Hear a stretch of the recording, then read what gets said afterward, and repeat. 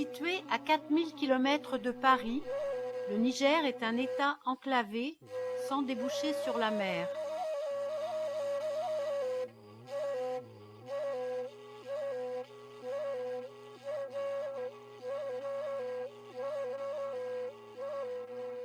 Grand comme 2 fois la France, il est constitué à 80% de désert et d'une petite bande fertile au sud, notamment au bord du fleuve Niger.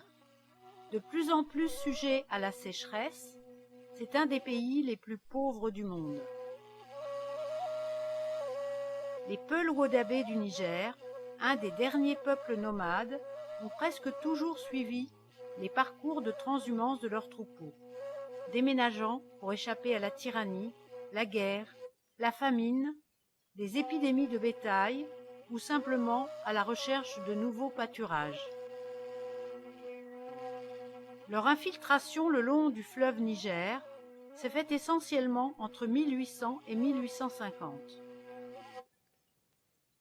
Leurs itinéraires les amènent peu à peu vers le nord, dans les régions de Tchintabaraden et d'Ingal.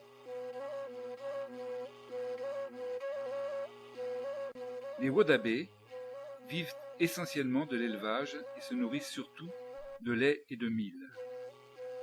La tradition les conduit à entretenir des troupeaux de zébus sans doute excessifs, soumis à une mortalité importante en cas de sécheresse.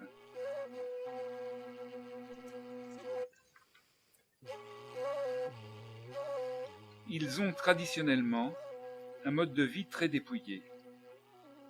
Ils s'abritent dans des enclos formés de barrières de branchage. Toute leur richesse tient en quelques bagages portés par leurs ânes et chameaux. Nattes de paille, outres de peau, cordes, calebasses pour le lait et l'eau, armatures de lit, produits de beauté et herbes médicinales. La vie des Wodabé est rythmée par les saisons. La saison des pluies, de juin à septembre, est la seule période de l'année permettant les pâturages et la constitution de réserves alimentaires.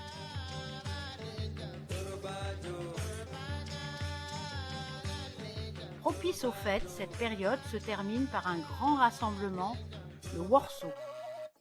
On y célèbre les naissances et les mariages. La saison des pluies devenant de plus en plus courte, les surfaces de pâturage se réduisent. Afin de nourrir les animaux, il est parfois nécessaire pour le campement de négocier auprès des autorités une attribution de son.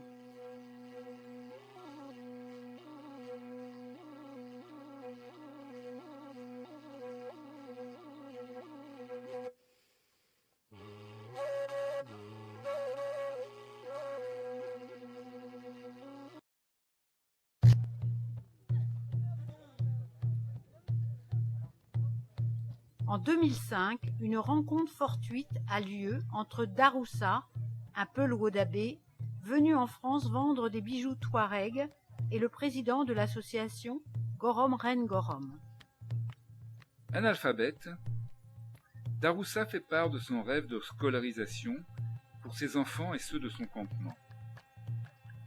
Notre association décide de soutenir ce projet et de mettre en place des initiatives de financement et un parrainage des futurs élèves.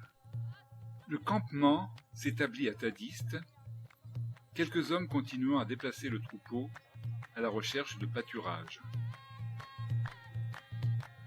Une association Tabarkat, une petite oasis, est créée. Quelques éléments ont été déterminants pour le choix du lieu. L'accord des autorités locales, la présence probable d'une nappe d'eau dans les sous-sols et l'espoir de vivre en paix.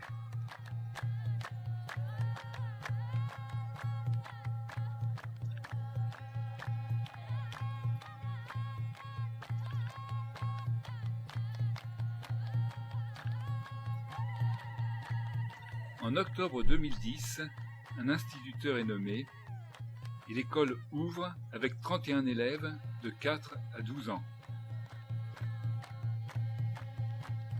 La construction est faite de bois et de paille de mil.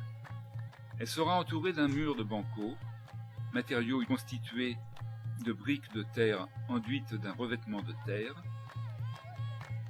Au Niger, les cours sont actuellement donnés en langue française, alors que les familles des enfants de la région communiquent en tamashek et en fulfulde. Les horaires scolaires sont intenses.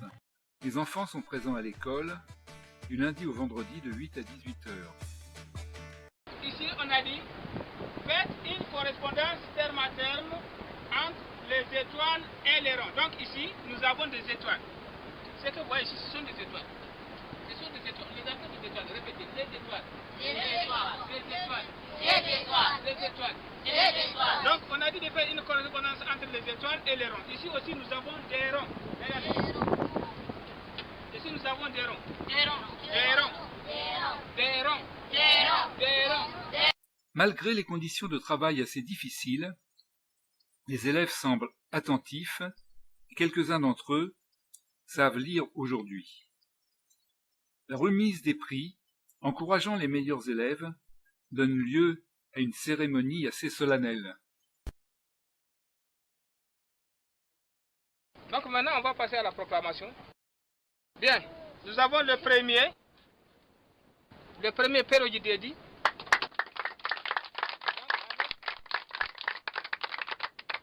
Avec 8,35 sur 10. C'est très bien. Tu prends. Le deuxième, nous avons Dere Djirji.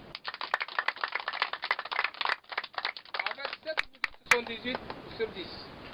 C'est bien. Le troisième, nous avons Naoudi Gandou. Avec 7,57. C'est bien aussi.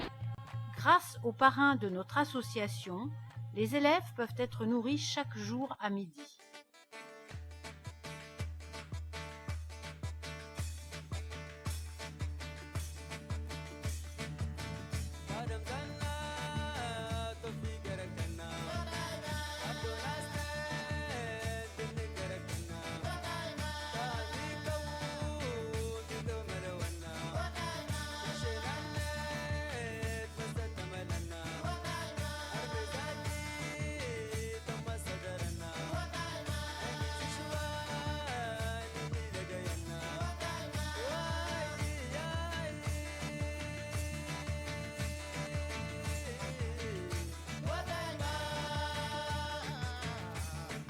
Les fonds que nous avons réunis nous ont permis de construire un grenier pour le stockage de la nourriture.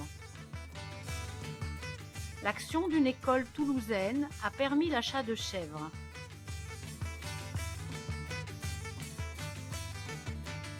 Du lait peut être ainsi distribué chaque matin aux enfants. Nous avons profité de l'affrètement d'un conteneur de matériel informatique expédié par les ateliers du bocage et destiné à l'université de Niamey pour joindre des fournitures scolaires pour l'école, des couvertures tricotées par des grands-mères de passé et un lot de chaussures collectées à l'école du Vieux Cours de Rennes.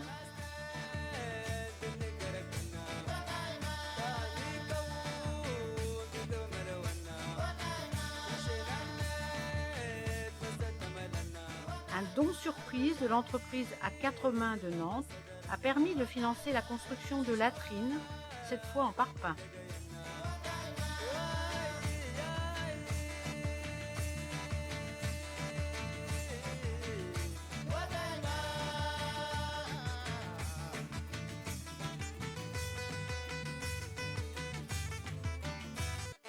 Les premières années, l'école résistait mal à la saison des pluies.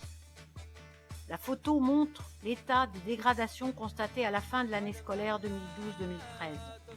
En accord avec l'association Tabarkat, nous avons décidé de consacrer l'essentiel de nos ressources, dont subventions et résultats d'action, à la construction d'un bâtiment de classe en parpaing recouvert de tôle. Cette construction a été réalisée pour la rentrée d'octobre 2013. Les enfants pourront donc maintenant utiliser mobilier, livres et cahiers sans risque de dommages. Ils ne devraient plus connaître les épisodes où, comme sur cette photo, l'école devait être hébergée sous un arbre. Voici la photo des enfants à la rentrée 2013. Regardons-les prendre possession de leurs nouveaux locaux.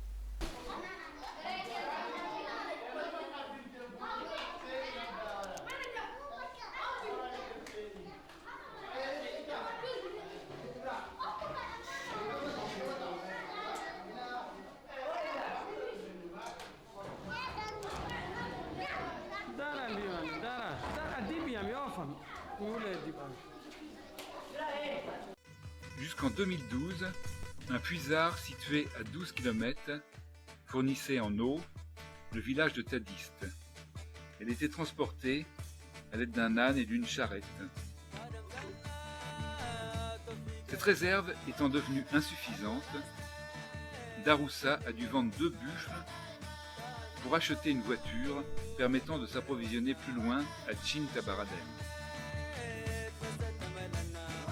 Pour réduire les déplacements et traiter un volume plus important, les femmes ont cousu des bâches plastiques pour réaliser une grande poche pouvant contenir 1400 litres d'eau. Au retour de l'approvisionnement, l'eau est répartie dans des réservoirs plastiques. Toutes ces manipulations sont coûteuses en temps et en carburant. L'eau devient le problème primordial. Creuser un puits soulagerait non seulement la soif de ces enfants, mais le quotidien de toute la communauté de Tadiste.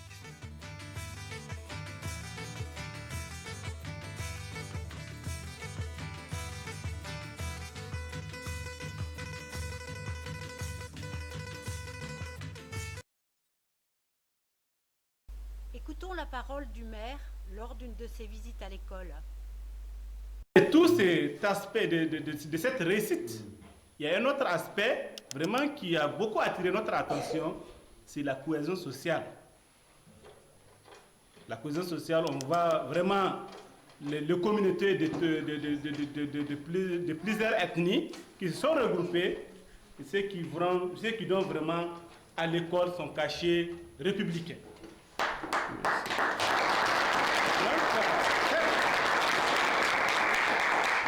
Beaucoup d'efforts ont été consentis, mais vraiment, il reste encore des défis à relever.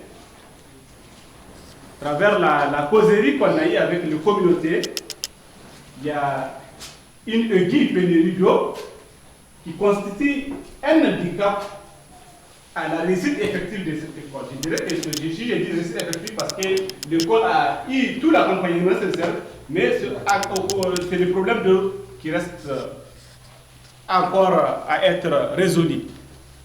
C'est pourquoi nous lançons un appel à tous les partenaires, vraiment pour qu'ils nous prêtent main forte pour achever la construction de l'édifice que l'association Tabarkat a commencé. Et j'espère que pour la finalisation, vraiment, il incombe à tout le monde d'apporter son coup de pouce. Sur ce, vraiment, je remercie énormément le partenaire de l'association Tabarkat et même la communauté, les enseignants, l'équipe d'encadrement écologique. Vraiment, si ces efforts ont été enregistrés, c'est grâce à la synergie d'efforts menés par ces acteurs. Merci encore.